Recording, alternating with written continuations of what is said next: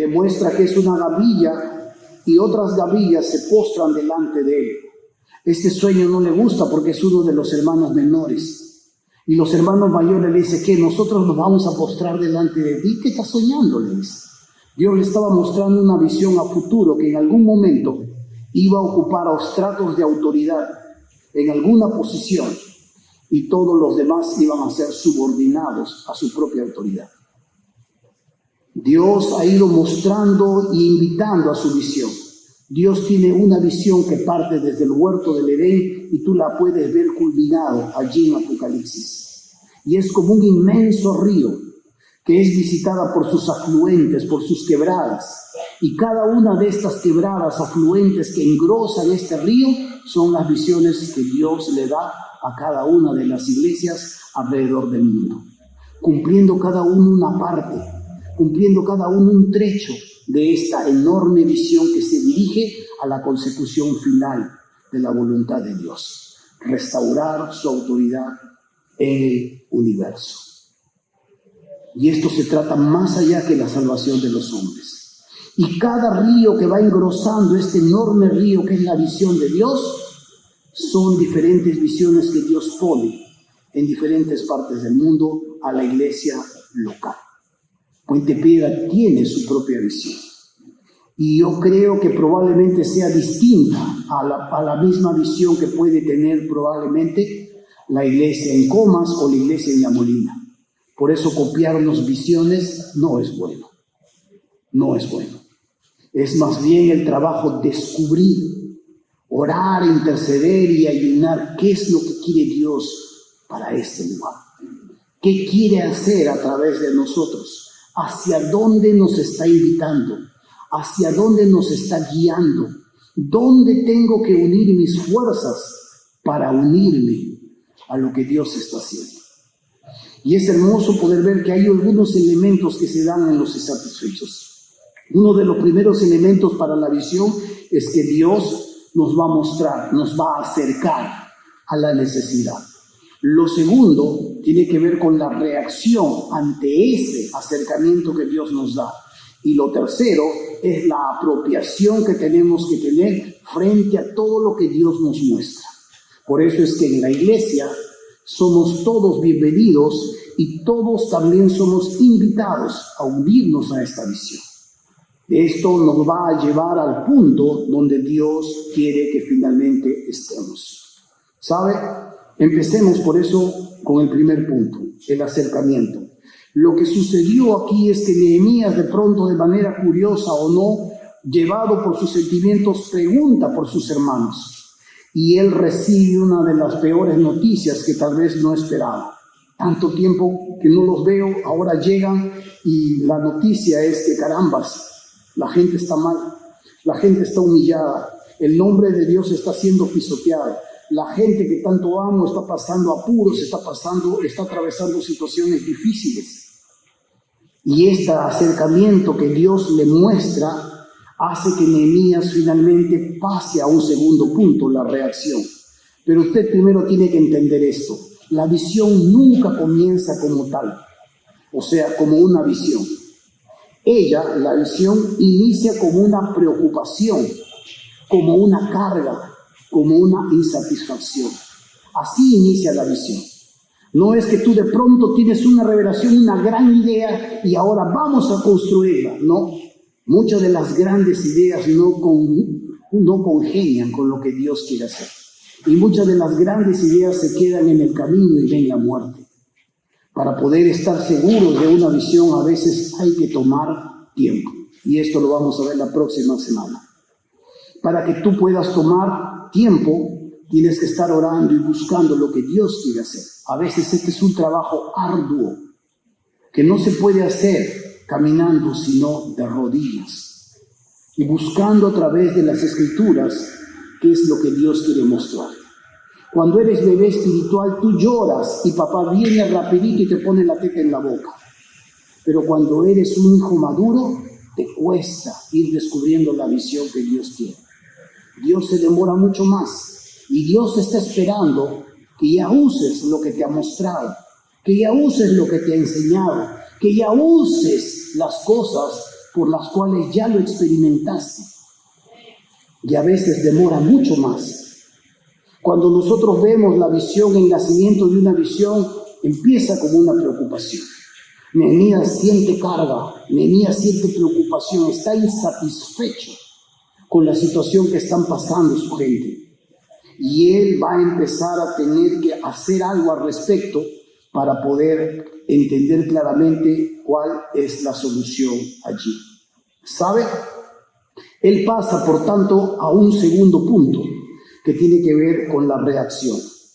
Dice en el versículo 4, cuando oí estas palabras, me senté y lloré e hice duelo por algunos días, nota algo más, y ayuné y oré delante del Dios de los cielos. Cuando las visiones llegan a nuestro hogar, cuando la visión llega a nuestro corazón, comienzan siempre con una preocupación. Algo capta nuestra atención. Y aunque el cuerpo de Nehemías está en Susa, lugar de veraneo, cuando se venía el invierno de todos estos reyes, su corazón se encuentra en Jerusalén, a una enorme distancia. Los pensamientos sobre lo que estaba viendo era tan opuesto a lo que tenía que ser. Las cosas que estaban sucediendo no congeniaban, no encontraban armonía, sincronía con lo que él pensaba que tenía que ser. Esa es la visión, un insatisfecho. No voy a aceptar la realidad sobre la cual vivo. No es una persona que se anda quejando, no es una persona que es malagradecido ante lo que Dios o sus hermanos pueden hacer con él, pero es una persona que se niega a vivir la situación tal como se da, porque tiene algo mucho más grande y puede ver algo mucho mejor, mucho más grande en tiempos posteriores, y se pone a trabajar en ello. Esta es una visión. Cuando nosotros entramos a esta iglesia, la visión era transformar vidas para el presente y la eternidad. Hoy, en este tiempo, ya no necesitamos nuevamente cohesionar a la iglesia, que en esos momentos estaba atravesando momentos difíciles. La iglesia está cohesionada. Necesitamos sí seguir transformando vidas, porque esto es una metamorfosis. La palabra en el idioma griego es metamorfo. La vida transformada no es de la noche a la mañana, es un proceso en el cual el carácter se va transformando. Y se necesita la plataforma y los procesos adecuados para que esto pueda ser una realidad. Ahí entra la planificación. ¿Y sabe qué? Cuando uno mira lo que pasaba con Nehemías, él no va a empezar a hacerse loco. Él era un candidato para decir, ¿yo qué tengo que ver con esto? Total, por la culpa de mis padres y la culpa de mis tíos y esta gente que abandonó a Dios nos han traído a nosotros acá como esclavos. ¿Yo qué tengo que ver con este problema si yo era un niño cuando me trajeron acá? ¿Por qué yo tengo que ver inmiscuido en este problema? Era una de las personas que podía decir, no, paso. Era una de las personas que podía decir, pero ¿para qué voy a trabajar tanto? ¿Qué voy a dejar si ni siquiera voy a poder tener hijos? ¿A quién le voy a dejar todo esto? ¿A quién le voy a legar? Era una persona que podía decir, esta no es mi responsabilidad. El guiar al pueblo de Dios hacia Dios es responsabilidad de los sacerdotes, de los levitas. Yo soy un hombre común y corriente, que en cualquier rato me tomo un mal vino y me muero. Me como una mala presa envenenada y me muero. ¿Qué tengo que hacer? Mejor debería vivir la vida. Pero en lugar de quejarse y mirar las miserias de su corazón y dejarse ganar por la amargura en su ser, decide ponerse en acción y hacer algo al respecto. Esta es la diferencia entre los soñadores y los visionarios. Los soñadores sueñan con un mundo mejor, anhelan momentos hermosos y hasta planifican y ven cosas hermosas. Pero los visionarios anhelan lo mismo y ven lo mismo, pero hacen algo al respecto. Hermanos míos, esta verdad que nosotros vemos aquí nos enseña claramente la reacción que tuvo Nehemías. No estaba solo pensando en sí mismo. Él era una de las personas que Dios iba a incluir en medio de este problema. El domingo 2 de octubre agarro mi teléfono, ya en la noche, procuro los domingos no tener el teléfono en la mano, y me pongo a revisar el WhatsApp y encuentro un mensaje de voz de una hermana aquí en la iglesia. Y me cuenta acerca de un niño que Dios es mi testigo, oramos todas las noches con mi esposa, Lucas. Y me dice que lo habían internado de emergencia y que ahora estaban atravesando un momento difícil, que tenían que hacerle la transfusión de sangre, tenían que hacerle también de plaquetas, y que en este momento la economía ya había empezado a tocar a la familia. Hay un dicho que dice que cuando entra el cáncer, entra también la pobreza a la familia. Yo lo puedo ver por mis abuelos. Eran negociantes y cuando mi abuelo le dio el cáncer a la piel, también todo lo que teníamos se fue invirtiendo en esas cosas. En la quimioterapia, la radioterapia y todo lo demás. Lo podía entender claramente por mi padre. Y rápidamente cuando miré así dije, pero es tarde ya. Comunicar a los hermanos a través del grupo de WhatsApp, porque hay 2 grupos en la iglesia de WhatsApp. Si usted no está en estos grupos, tal vez todavía no eres salvo. Pero fuera de bromas, si no estás, si eres parte de la iglesia, pide que te agreguen, porque ahí compartimos las noticias, ahí compartimos los anuncios y todo lo demás. Pero rápidamente empecé a comunicar a la iglesia y para mi sorpresa, la iglesia empezó a reaccionar de una manera tal que ni yo esperaba. Y me empecé a gozar de todas las cosas que Dios empezó a traer y las intenciones y lo que empezaron a averiguar, y los hermanos que querían donar sangre, otros que se ofrecieron a mí. No tengo cómo, me dijeron, pero cuente con mi oración y yo voy a estar orando, y yo voy a estar pidiéndole a Dios completamente por todo esto. Personas que dieron dinero y sé por testimonio que ha ido más allá de lo que se esperaba. Y de verdad me gozo como pastor en este lugar, porque juntos estamos desarrollando lo que es la iglesia. Amén. Pero esta es la realidad. Nehemías podía decir, ¿yo qué tengo que ver con todo esto? Yo tengo suficientes problemas. Y esto lo puede decir cualquier persona en medio de un mundo que es agobiante, de un mundo que nos trae tentaciones, de un mundo que estar atrapados en el tráfico o estar yendo al trabajo o los estudios o las deudas o las cosas que suben, que la papa está por las nubes y tantas cosas así. Tenemos lo suficiente, ya hay lo suficiente para preocuparnos y estar dejando de mirar o estar mirando a los demás. En Argentina, nos cuentan, hay unos estudios, se llevó a cabo cuando Argentina estaba entrando ya a su crisis, hasta crisis inducida, porque son crisis inducidas, no voy a hablar de política ahorita, pero estaban entrando a esta crisis inducida económica y habían comunicado en el trabajo que iba a hacer un reajuste en el trabajo. Y empezaron a comunicar y el hermano en la oración dijo al pastor, en el trabajo han comunicado que va a haber un reajuste de los empleados, así que quiero orar, por favor, para que yo no vaya a perder mi trabajo. Muy bien, hermano mío, vamos a orar para que usted no pierda su trabajo en la iglesia. Amén, amén, y empezaron a orar. Después de una semana, en la misma oración, el hermano, quiero dar testimonio, hermano mío, le dice al pastor, amén, hermano, ¿qué testimonio? Gloria a Dios. Sí hubo los reajustes, hubieron 20 despedidos y a mí no me despidieron. Quiero dar gloria a Dios por eso. Y los 19, y su luz, su agua, la comida de sus hijos, sus deudas contraídas. ¿Qué pasó con los 19? A veces la iglesia termina imitando lo que Israel hacía, quedarse con solo el tesoro sin preocuparse por los demás eran perros. En la iglesia se preocupa por sus propias necesidades y ora por sus propias necesidades y nos gozamos de que Dios te cuide. ¿Y los demás? ¿Qué fue de los demás? Y esta era una hermosa lección de cómo a veces estamos tan centrados en nosotros mismos, tan centrados en nuestras propias necesidades, tan centrados en nuestros propios sueños, en nuestras propias aspiraciones, que nos olvidamos que hay un mundo que, a diferencia de nosotros, no tiene la misma esperanza que nosotros tenemos, que aún en medio de la tormenta tenemos paz. ¿Amén o no? Amén.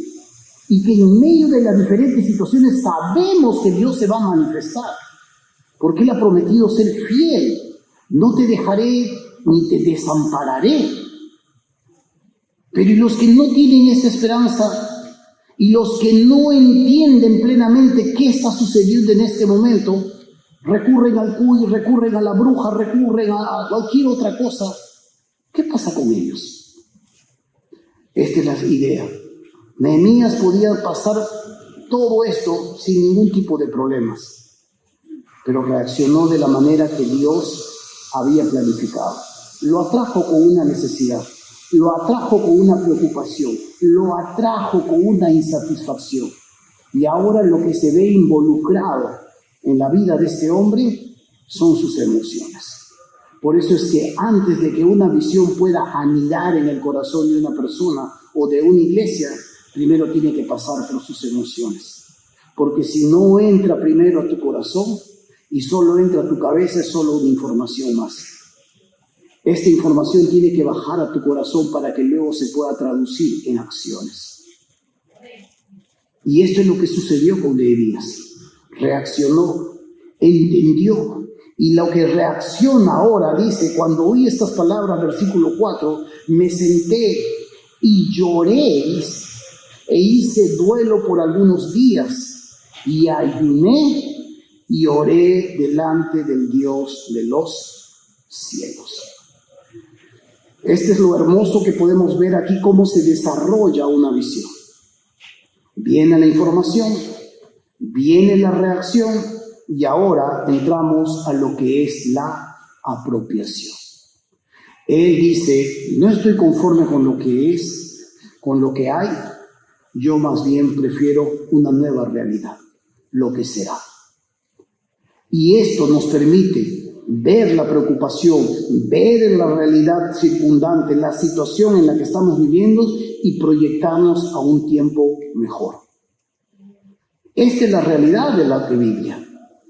Muchos se comportan como espiritualistas, que quieren que Dios haga algo sin su intervención. Dios envía a otra gente a la India que se está muriendo, Dios envía a mi tío y a esto y al otro, pero no están muy dispuestos a poner su propia vida. No están muy dispuestos a que Dios los llame a ellos y esperan que algo suceda en la vida de otra persona, pero no en la de ellos. Cuando uno se apropia de esto, a veces la tendencia natural es, muy bien, ¿qué hacemos? Pero ese es una receta para el fracaso.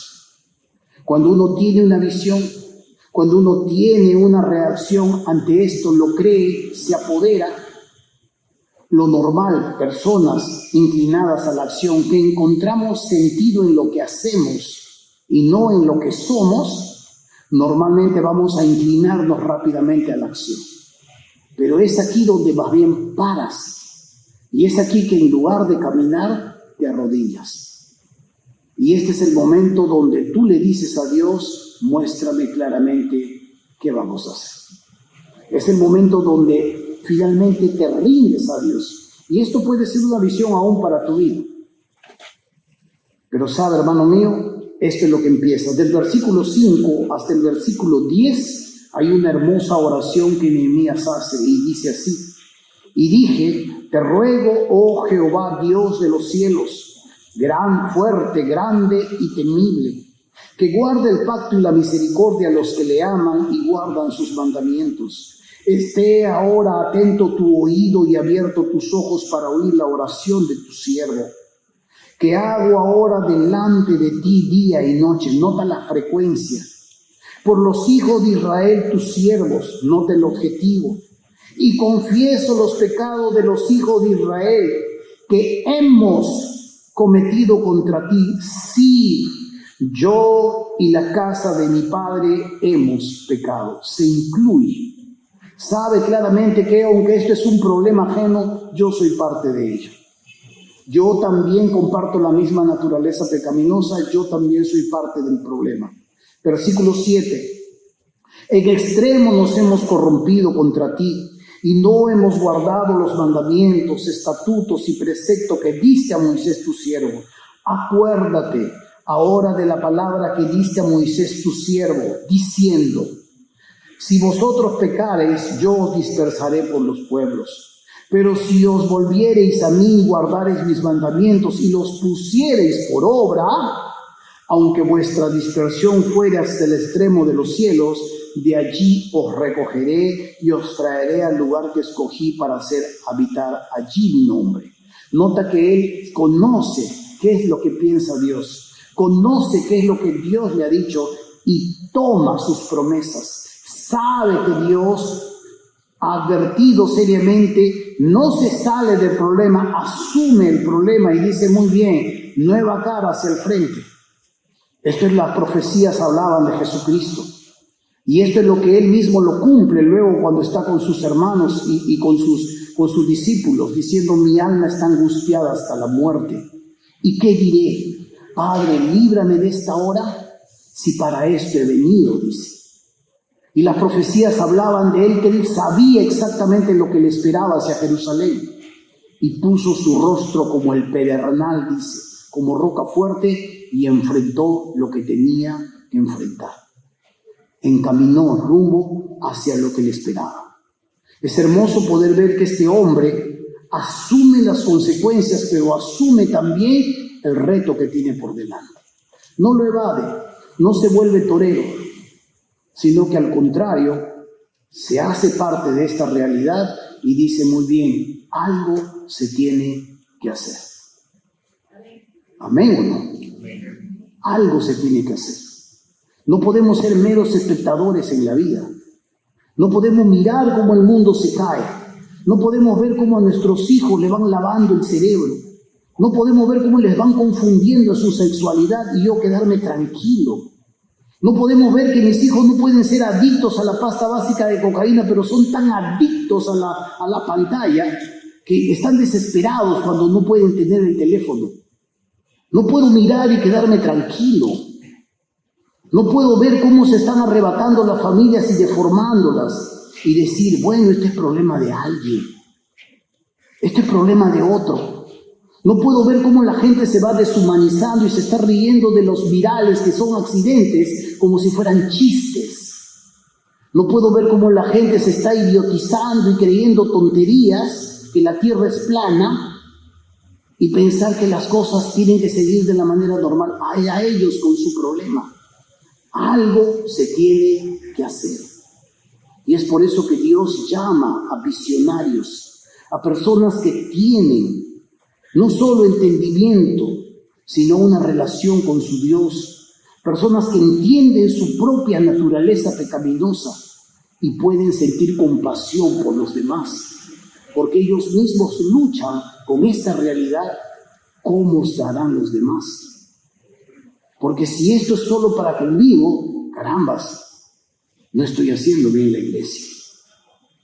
Estoy manteniendo la iglesia en lugar de desarrollar la iglesia. Vemos aquí cómo Nehemías finalmente ora esto y le pide a Dios. Y hay algo muy hermoso que él va a pedir. Dos cosas pide. No pide un milagro. No le dice a Dios: Dios, cuando me despierte mañana, por favor, que reciba una noticia de que los muros amanecieron levantados y las puertas todas están ahí con sus cerrojos. No le pide un milagro. No le está pidiendo una señal de este tipo. Está pidiendo dos cosas muy interesantes. Versículo 11. Mira lo que le dice: te ruego, oh Jehová, esté ahora atento tu oído a la oración de tu siervo y a la oración de tus siervos, el equipo, la gente, quienes desean reverenciar tu nombre. Dos cosas. Uno, concede ahora buen éxito a tu siervo, una oportunidad. Y dos, dale gracia delante de aquel varón, una porción de gracia, porque yo servía de copero al rey. Nehemías sabe que el único que se interpone, o que el único que tiene el poder o los recursos entre él y la visión que Dios le está poniendo, es ese rey. Y le pide una oportunidad. No le pide envía a otro, no le pide un milagro, no le pide una oportunidad. Involúcrame, hazme parte de esto. Y luego le dice, si me haces parte de esto, por favor, dame una dosis de gracia. Porque me voy a presentar frente a este hombre y yo quiero encontrar en él al menos una inclinación a mi favor. Interesante. Asume el reto, asume la visión, entiende la necesidad, reacciona ante esta necesidad, toca su corazón esta necesidad y a continuación dice, algo hay que hacer, algo hay que hacer. Y en medio de esta necesidad, en medio de esta realidad, le dice, dame una oportunidad. Y cuando yo esté presente frente a este rey, por favor, dame una dosis de favor, una dosis de gracia. Esto vamos a ver la próxima semana. Pero esta es la cuestión de cómo este hombre empieza a enfrentar, a afrontar la realidad que tiene por delante. Sabe claramente la realidad de lo que decía Salomón años atrás. Como los repartimientos de las aguas, así está el corazón del rey en la mano de Jehová. A todo lo que quiere, lo inclina. Cuando nos mudamos con nuestra familia allí en Los Olivos, en la urbanización donde vivíamos, nuestra casa era la última frente a la frontera de las chacras y chácaras que tenía el chino. Chino le decíamos a un japonés que era dueño de todas esas tierras. Ahí sembraba lechuga, sembraba zanahoria, sembraba un montón de verduras. Y una de las cosas que nosotros le debíamos hacer al chino temprano en la mañana era venir y los surcos de las acequias era venir, abrir una compuerta, levantar una compuerta y el agua regaba toda una porción del campo. Él se paraba a mirar que todo haya sido inundado y luego venía, cerraba esa compuerta y abría otra compuerta y el agua fluía hacia otro lugar. Esta es la manera como la Biblia nos enseña que en la mano de Dios está el corazón no solo del rey, sino del hombre. A donde Él quiere, lo va a inclinar. Y podemos encontrar favores, y podemos encontrar oportunidades, y podemos encontrar apertura, orando al menos de esta manera. Dame una oportunidad y permíteme una dosis de gracia delante de esta persona. Es lo que le pide nada más. No le dice envíalo a Antonio, no le dice por favor que me saque la lotería. Oye Señor, el viaje es demasiado largo, ¿qué tal si haces un milagro más bien por allá? Él ya se siente involucrado en medio de esto y le pide a Dios los elementos necesarios para llevar a cabo ahora, en la práctica, lo que Dios le estaba mostrando en lo espiritual. Hermanos míos, es algo maravilloso que el Dios del universo tenga pensadas algunas cosas que quiere que nosotros hagamos. Él nos ha concedido el enorme privilegio de ocuparnos en sus negocios. Él nos ha concedido el enorme privilegio de poder atender lo suyo. Y me encantaría que usted y yo nos metamos nuevamente en esta aventura de poder usar las capacidades que Él nos ha dado, de poder afrontar los riesgos, de poder ir, de poder sacrificarnos, de poder atender los negocios que Él nos ha dado. Para que cuando llegue ese momento no seamos como el siervo negligente, que tenía una mala concepción de Dios y agarró el talento que Dios le dio y lo enterró debajo de la tierra. Y le dijo al Señor, yo sé, Señor, que tú eres siervo malo, que cosechas donde no sembraste y pides los frutos donde tú no has plantado. Y el Señor le dirá, siervo malo y negligente. Malo porque tienes una mala concepción de mí. Y negligente porque lo que te he dado tú debías haberlo llevado a producir más. Dios ha puesto en nuestras manos capacidades. Dios ha puesto en nuestras manos recursos. Dios ha puesto en nuestras manos oportunidades. Dios ha puesto en nuestras manos habilidades. Si estás viviendo de las viejas glorias, de cuando le servías al Señor, de cuando tú te sacrificabas por Él, carambas, te estás perdiendo un poco la fiesta. Es tiempo de desinteresarse, es el tiempo de perdonar, es el tiempo de dejar atrás las heridas, es el tiempo de levantarse de la caída, es el tiempo de reanudar una vez más ese amor que tenías con el Señor. Y es el tiempo de tomar las manos en el arado y dejar de mirar atrás para que el surco no se haga chueco, sino sea derecho. Amén. Yo les invito, como pastor de uno de los pastores que estamos acá, uno de los pastores que trabajamos acá, y que todos somos sal, todos somos luz, todos somos sacerdotes, todos somos embajadores, todos somos testigos. Aquí no hay ni un privilegiado.